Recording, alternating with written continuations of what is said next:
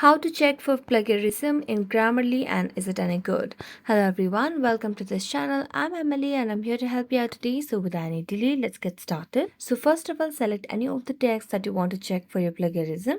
Then all you have to do is just go to your Chrome browser on your device and you can simply just search for the Grammarly check plagiarism over here. And here you can see the option of plagiarism checker under Grammarly. So tap on it, and as you tap on it, you'll be able to see the screen something like this, where you just have to enter the text or upload the file to check for plagiarism with and writing errors.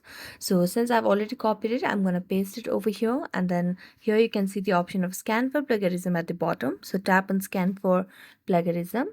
Now the Grammarly is looking for any plagiarism, and here as you can see that they have found significant plagiarism in the text and have also detected one writing issue.